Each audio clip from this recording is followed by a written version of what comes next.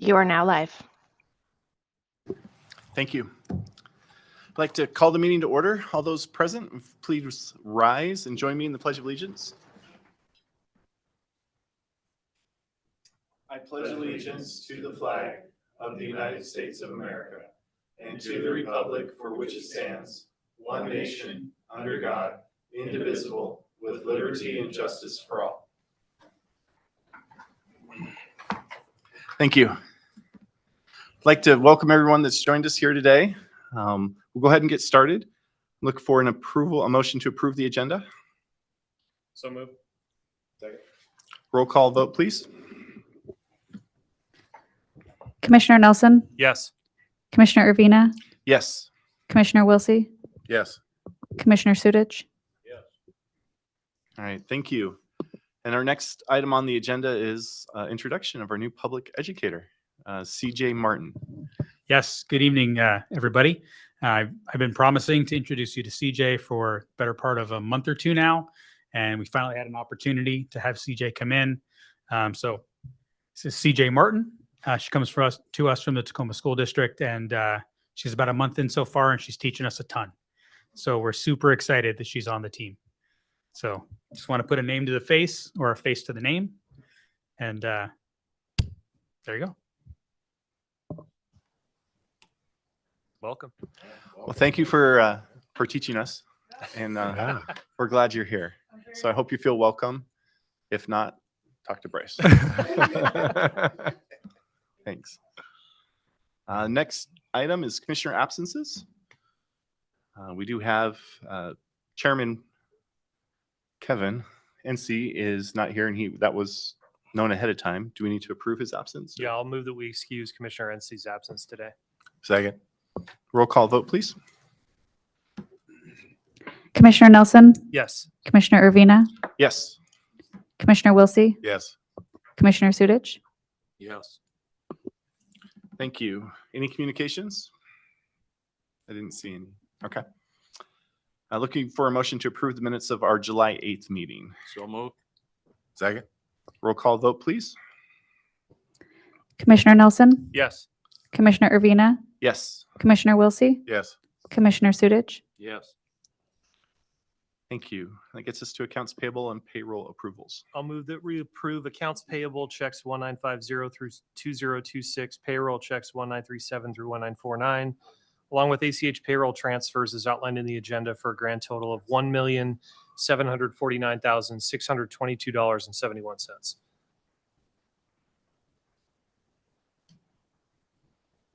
Second. Roll call vote, please. Commissioner Nelson, Yes. Commissioner Urbina, Yes. Commissioner Wilsey, Yes. Commissioner Sudich. Yes. Thank you. The next item is Local 3390 report. I did hear from the local, and there's nothing to report for this evening. That gets us to Chief's report. All right, we'll start with Chief Booth.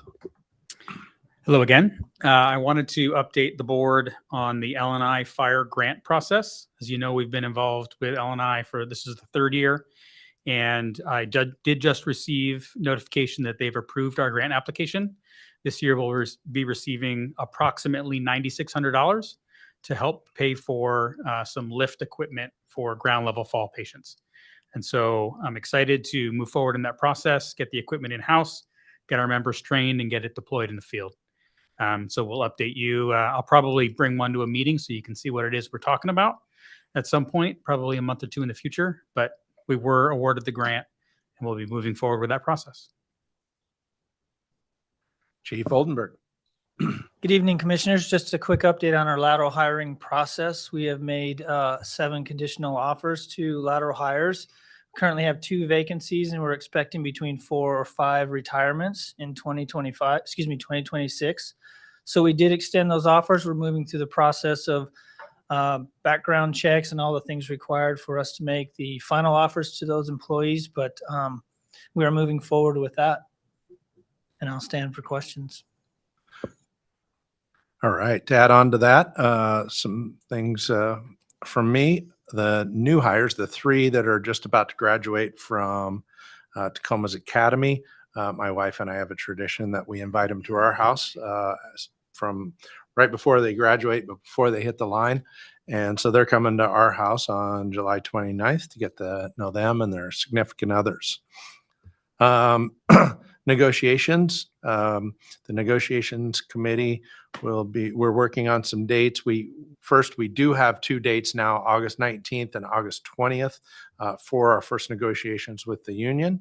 We're working backwards and scheduling some time with the board committee between now and then. So that'll be coming to them. Third, you saw some emails between me and the Key Peninsula Fire Chief. Chief Langlow has went over and met with their deputy chief, and we are working on ways to right size our responses. And so that is happening. I'll be reaching out to Chief Swinhart here in the next few days, just to try to mend some fences with him. And but Chief Langlow's working well to try to right size the responses. I thought you might have anybody have any questions or comments for me about that? From what I read,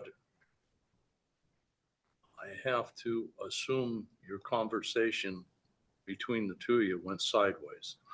Is that a fair statement? It actually didn't. I was very surprised at the very first response. I thought we ended quite well. I thought it was a very quick conversation. It did not go sideways. It was cordial. It was very quick. So I was quite surprised. And then you saw the email chain after that. So what we'll assume best intent. I do know that Chief Swinhart is going through a lot over there. He's got a lot to handle. He's got levies that have failed, and he's got another one that's coming up. He's short-staffed, and so we'll just give him the benefit of the doubt, and he and I will get back together. But we do need to right-size our responses, and in 2 weeks we will come back and address this a little bit more with you, bring you some more data on calls, and Chief Langlow's out of town. So in 2 weeks, we'll readdress this. Maybe Chief Langlow can update you on where we're at and what's been happening, and then also give you some statistics and data. But it did not, our conversation did not go south. I was quite surprised. Yeah, I could only infer what I read. Yeah. Since I've had access to more technology and being able to kind of be observant as far as, us responding into Key Pen, them responding into Gig Harbor, I mean, it's anecdotal, but in my mind, I think that we go over there quite a bit. And the main thing is that I think we need to be good neighbors to everyone around us, but we can't be the primary response agency for another district because our obligation is to serve the community that pays our bills. So I think there's a balance there, and we need to make sure that we find the appropriate balance with that.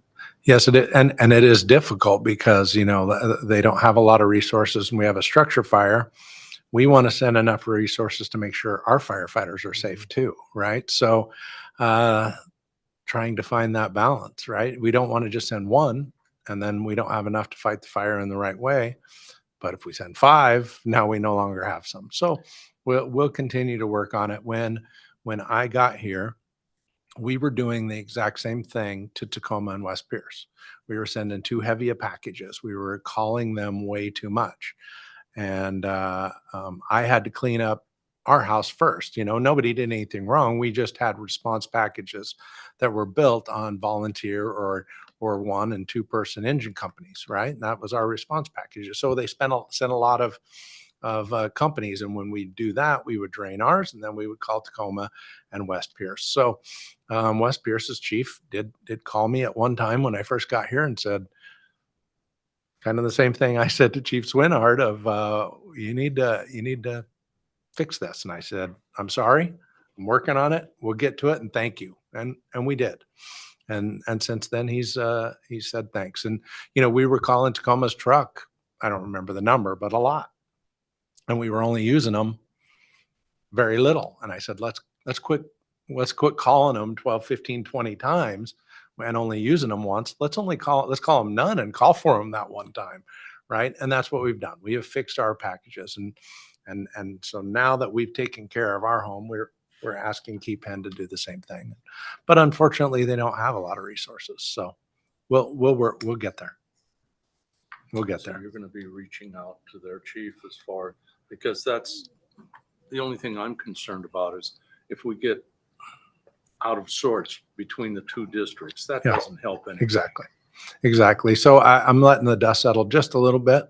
But I'll reach out to him this week and try to have coffee with him and mend at least he and I's relationship. And let's kick another hornet's nest while we're at it. Tacoma is having a what's the word, Alex? I can't think of it all of a sudden. A meeting. Yeah, it's just a meeting, but they're doing a Feasibility study. feasibility study. I couldn't think of that word. They've hired ESCI, if I'm right, and having a feasibility study to create an RFA or a fire district. I'm not sure. I think it is RFA. Is that where it's leaning? They have invited us and all the other neighbors to that meeting. It's on August 12th. So I wanted to let you know first that Chief Langlow and I will be attending that on Tuesday, August 12th. I did put a video out to our department today because these things get rumors really, really quickly, right? In fact, it's probably the number one rumor since I've been here is that, are we joining with Tacoma or not, right? So information, you have to have information to make decisions. And so I'm always about information and always want to participate. So we're going to participate in this. We're going to go. We'll bring the information back. And at the end of the day, the commissioners in this community will make a decision where we go. But this will be a long process. I've been part of a city before. Things like this do not happen fast. They're going to do a study and then they're going to discuss it and then they're going to do what cities do. So this is going to be a long time, but I am going to participate, and I do think we should participate, and we should be part of this, and we'll make our decision with the facts and the data. Got anything to add? You know way more about it than I do. No, I just some of the comments, about losing your identity or whatever else. It's with an RFA, it's a little bit different than the district. Everybody has a seat at the table, everybody has a position on the board, and and all the decisions are made by that board. So it's to me, it seems like the most reasonable way to move forward and to really take a look. And it's going to be information that everybody needs. There will be some requirements from some departments to get us numbers, and that'll be the commitment at first. Really, is just to provide probably work hours to get us the numbers that we need to give to the company so they can come back and say, this is going to work and this isn't going to work and this is why. So, and we're looking for that feedback, and that's kind of what this first meeting is about. And then after we get that study back, the next step would be the forming a committee, and that would be the people that are really seriously involved in doing it. Cause then you really start talking about governance and, and mergers. So, yeah. But excited to do this work and to look at it. We've talked about it for quite a while. It's the trend in the fire service for sure. And honestly, it may not be the right thing for a lot of the departments. And the other thing, we invited everybody.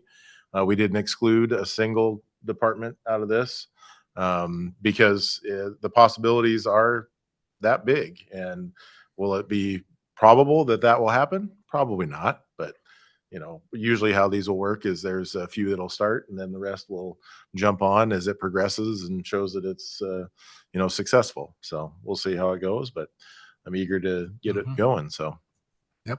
Yeah. Who's leading the charge? Tacoma. Oh, yes, but I mean, who's the lead? It'll be the fire chief, and I'm on there too. So, yeah. Good. Go get them. Yeah. I've been for this for a long time. Yeah. And we'll see. I mean, the feasibility study will be good information for everybody to have, and and pass that. Like Chief said, come back to the commissioners and whoever else. There's city councils, commissioners, other councils involved. So, and we also invited the Puyallup Tribe of Indians, and there's discussion about having the port being involved too. So it's it could be as big or as small and ambitious or as easy as we can make it. But I'm just excited to finally do the work and get some real hard data and not just speculation of what it might be. So, And what's going to be the fun part is when you get down to the nuts and bolts as far as the taxes each individual district pays. Yeah. For instance, this one, we got an $80 million bill besides everything else. Yeah. That's where the fun's going to be. Mhm. But Yeah. you'll figure it out. Yeah, I'll do. I would say that I'm very much supportive of just participating in studies, because otherwise you don't know what you don't know, right? Mhm. If you don't participate, then there's no way to say whether something is a good deal for Gig Harbor or not a good deal for Gig Harbor. And it could well be after you look at the information provided in the study that you say this is not a good deal for this particular department. But the only way to know that is to have a seat at the table. Mhm. So I don't think you're committing to anything just by going to meetings and having a seat at the table. Yeah, I agree. I just wanted to be quickly transparent to the department and to you, Yeah. and not be going to meetings and then getting calls of what are you doing? So, but right now I think it's at Chief Langlow and I's level. When it becomes time, we'll keep you updated, obviously, and tell you anything you want to know and give you a report. But I think right now it's at that level. There'll be a time when the commissioners are going to have to be engaged. All right. That's all I had for chief reports. Thank you, Chief. Any standing committee reports? Yeah, there was one standing committee meeting, policy and procedures we had last week with Commissioner Nelson and Commissioner Wilsey. 2 Um, weeks. you guys want to give a report? Or you want me to I mean, do it? Alex and I probably can. Okay. It relates to the resolution that's in the packet that's up on the agenda for approval today, or is this first read?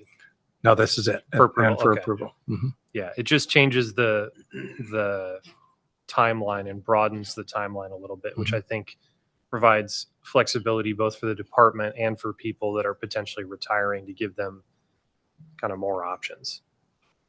We also, I gave both commissioners a draft of the Board of Commissioners resolutions, the 1000s. Made some edits in there. There's a list of committees with names of commissioners that are old. So we took some of those out. The current board policy says, I think you meet Mondays at 3. So we updated that. A lot of it was house cleaning. The only significant one was a travel training. We made that fit our current policy for travel. But anyway, I've asked Commissioner Wilsey and Nelson to look that over and give me any feedback. Once they do that, then I'll bring it to the full board. Thank you. That gets us to financial report. Crystal. Good evening. Tonight we have on page 12 through 14 the first quarter of 2025 financial reports. Those are included in your packet. There's not a new highlights to include in 2025 other than, as you may be aware, we did a full financial system implementation. So these are the first reports that we've been able to successfully pull from our financial system. We had the first quarter here for tonight. Anticipate doing that next quarter at our next commissioners meeting, followed by an update on 2024. So that is the piece that we have not provided a full update on our 2024 performance. So the August 12th meeting will go into more detail and an update on the 2024 information. Any questions for Crystal? Is this how we're going to kind of see it, like month to month, or is there like a quarterly report that'll come to, or? For 2024, we'll have a year-end number, so a Okay. holistic look at the whole 2024 picture. Yeah. We have not had a quarterly report previously, but I'm happy to do one if someone No, would like I to was see just it in a curious more. about the format of what the Mhm. new program spits it out as. So This is not from the system. I Oh, would okay. love to entertain using some system-generated reports, but we're not quite there. This is Okay. still a manual report. it is. Okay. Mhm. All right. I thought it was something the system was doing. All right. Thank you. We have hopes. Nothing for the chairman's report. It gets us to the bond update.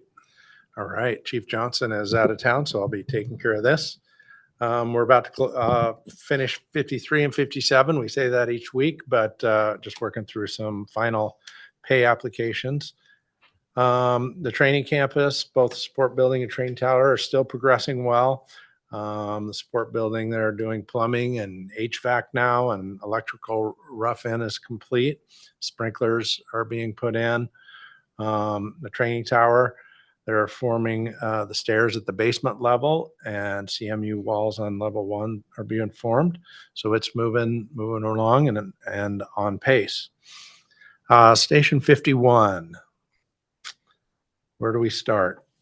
I think we finally have parking resolved.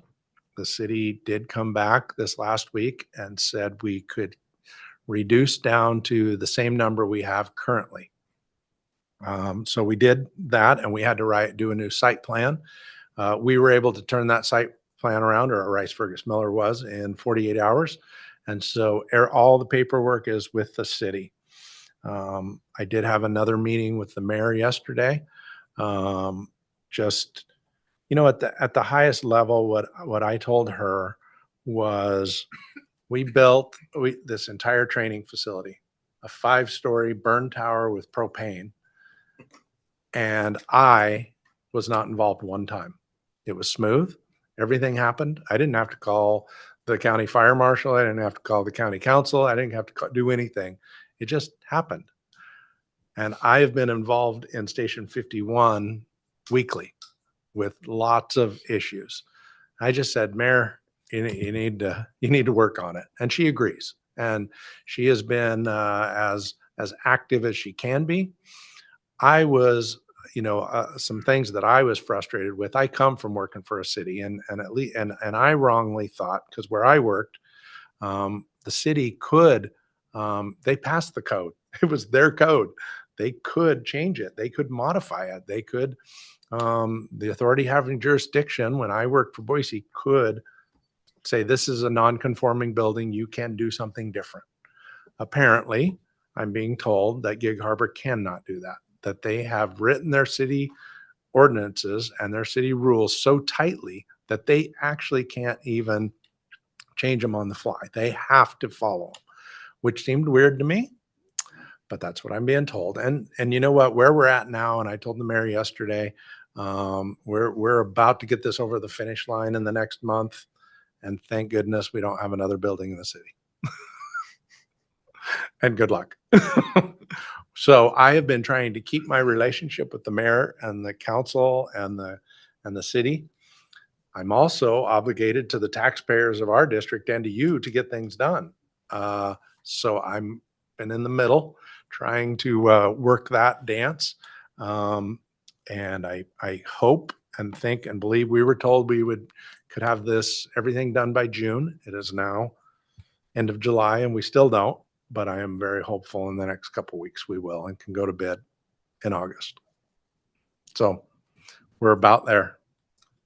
And in all fairness to the city, years ago, and that's the reason those ordinances are that way, there was accusations that this person got this. I mean, Yeah. small town stuff. Mm-hmm. So that's the Yeah. pendulum had to go the other way, and that's what we've got. Yep. So we did get to reduce the parking spots, not by as much as we wanted, but we did, which knocked out a few more EV. But we're moving forward now. So that's all I have for these chargers are quite expensive, and it's not the city's fault that we're required to put the chargers in. But it is a percentage of the parking. And so the parking drives the EV, and but we're there. So this reduction is going to help reduce some of our. Oh, and we had some questions that he answered. Can we partner with Tesla to help with costs? That was asked last time. Tesla will only partner if they can install 6 or more chargers. This would list the station as a Tesla charging station, and it'd be available to Tesla drivers only. So there won't be 6 stalls. So they're not they are not interested. How much does an EV charging station cost? A level 2 charging station will run on the average of about $15,000 or more. These costs include the charger itself, along with all the associated infrastructure and labor install costs. We've been looking at federal grants to help with costs. The federal government has put these programs on hold, though, as you know.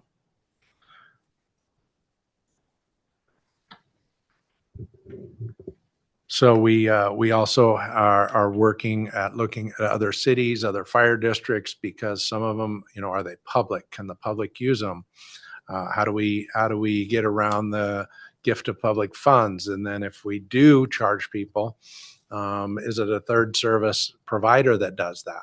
Well, we still have to work with that third service provider to charge them for the electricity. So it's going to be a complicated process, but we have looked at lots of fire departments that have done it, and we'll follow the best practices.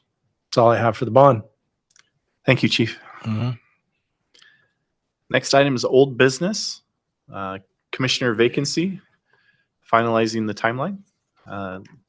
Leslie, are you going to lead us through that? Okay, so since our last meeting, I met with Janelle to go over the application packet and reached out to Eric Quinn to get a couple of HR process questions answered. But working on the packet right now, Janelle sent me the template for the administrative assistant posting, just to kind of put all of it into one simple announcement that will go with the application, and will also include links to like the annual report, the budget information, the fire commissioner's handbook. So once I get that all put together, it'll have the term, the pay, all those details that the applicants are going to want to be aware of. And we'll post it as soon as I get that. He said that there's no, we can post it whenever. It just needs to be a minimum of 15 days that it's up. And I know that you're going to be gone on the meeting of the 12th. And so my plan is to have the applications due on August 21st, and then we'll have the packets ready for the meeting on the 26th for your review. And then at that point, we'll screen the applicants and then schedule interviews for Tuesday, September 9th. And then the swearing in would be on the 23rd of September, if all goes according to that. So just want to make sure that there's no other meetings that anybody might be gone for. So the plan, I'm trying to think how we've done this in the past. When we do the interview, we would make the motion. The voting would with the happen. person on Yeah. the ninth. Got it. Yeah. Okay. Yeah. The only comment I would have, and it's not about the actual meetings, when we chose a new fire chief, we had a Kelly Busey asking all the questions. I thought that looked good and worked really well. Before, we would take turns, like when we appointed you. We'd go down the line and each one of us would, and it just was awkward, in my opinion.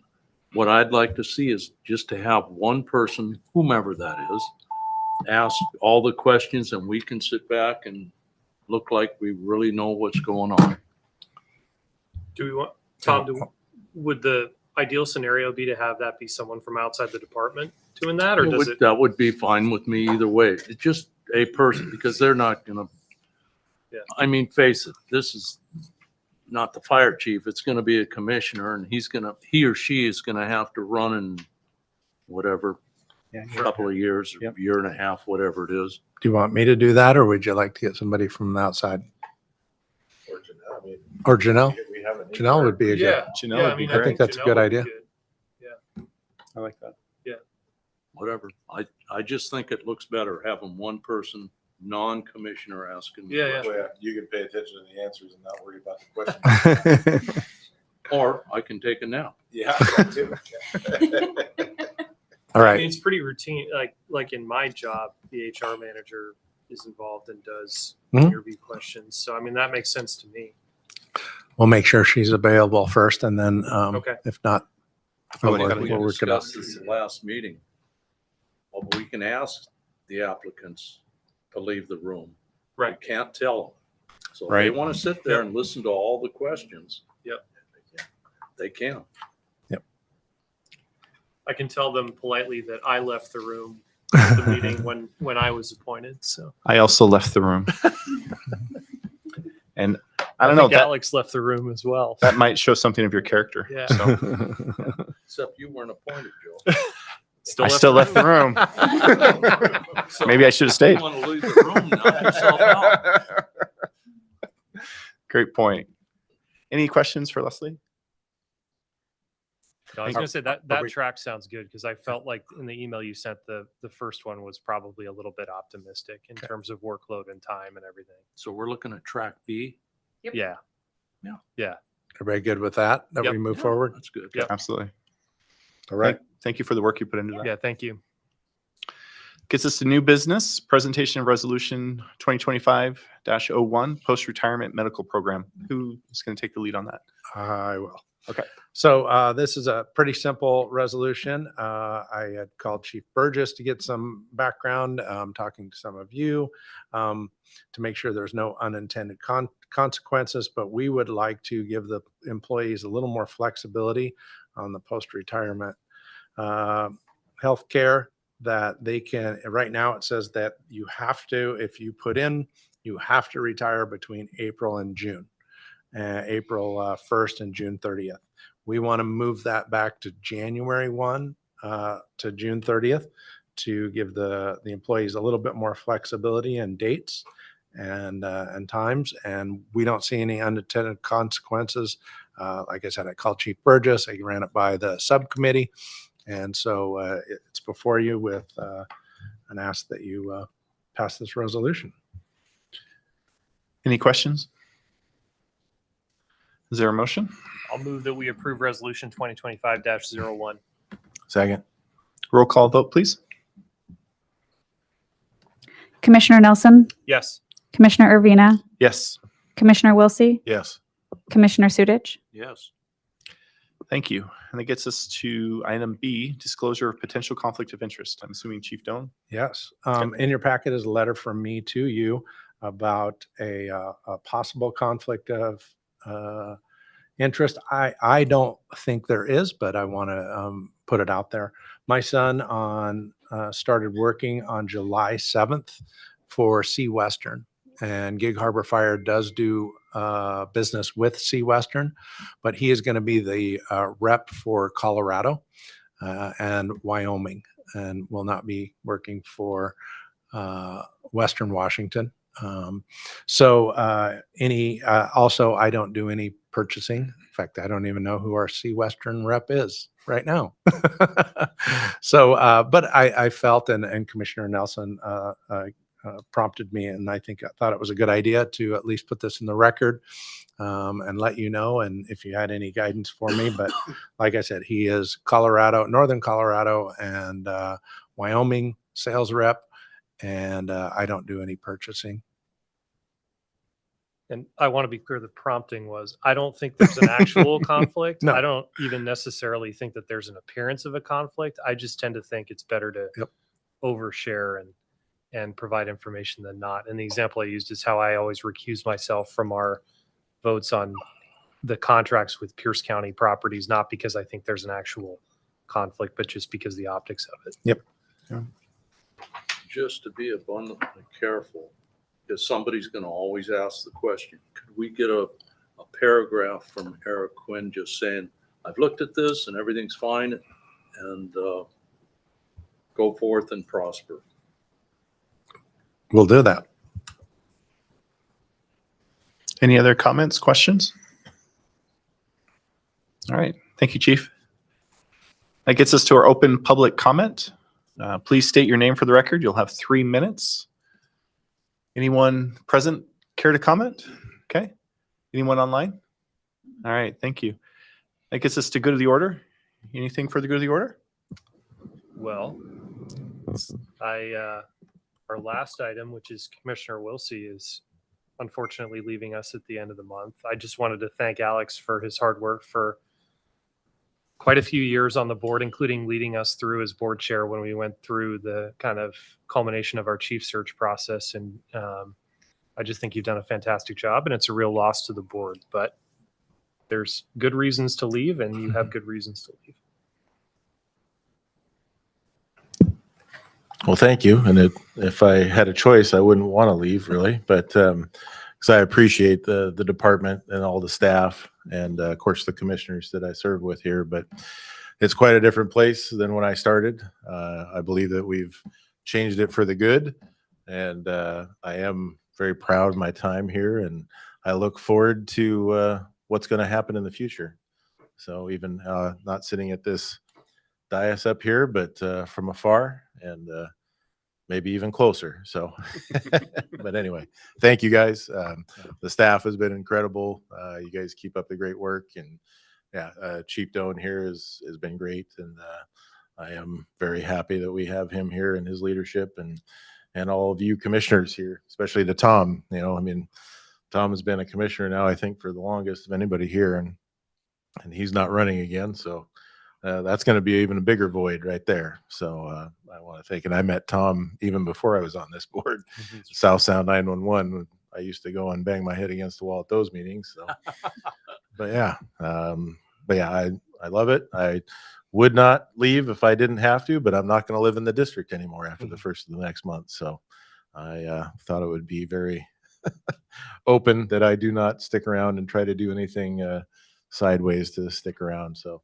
But yeah, I wish you all luck, and I thank you for my time. So The one thing I agree with Commissioner Nelson, everything he said, but I'm going to go back up down memory lane. I remember when we chose Commissioner Wilsey and we interviewed the different applicants, and I remember a fellow commissioner leaned over to me quietly and said, "He knows more about this place than we do." And I said, "Yeah, he does. He's done his homework. That'd be a good mix." And you know something? You still know more. Appreciate it. So Alex, I interviewed when you did to become appointed, and I left that meeting knowing the right candidate was chosen. And it was very clear, both from the testimony that I heard after of people that you brought in to talk, and then in talking with some of the commissioners afterwards as well, and just meeting with you while we were waiting in the break room. I was like, why am I here? This is, I'm not even, I bring nothing compared to what you brought. And when I think it was Derek Young was in the meeting, and he said, listen, the county goes to Alex when we have questions. I was like, wow, what a great person to represent the community. So we do have a plaque here from the department for you. I'll read it real quick. In appreciation of 7 years of dedicated service to the citizens and members of Pierce County Fire District Number 5, your commitment, leadership, and service have left a lasting impact on this organization and the community we serve. We are profoundly grateful for your contributions and wish you all the best in your next chapter.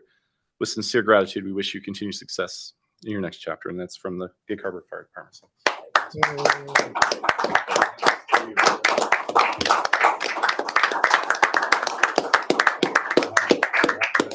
Can we get a picture with the commissioners here real quick?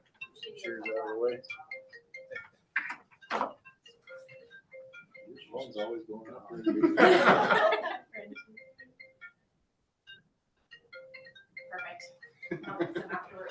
you. Thanks again, Alex. I'm in a meeting.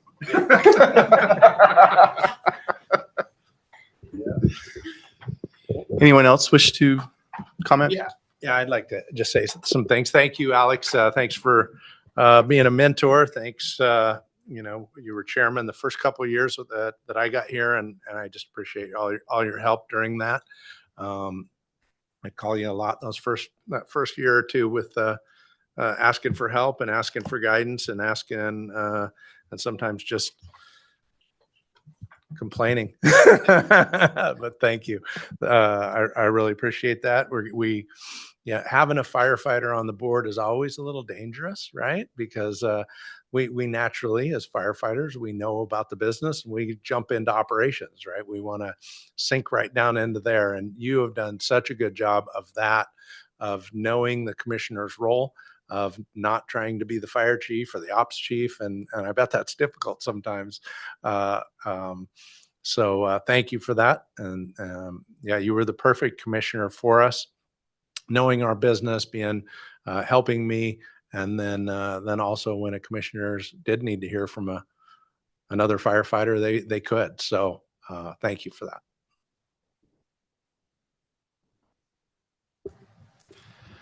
All right.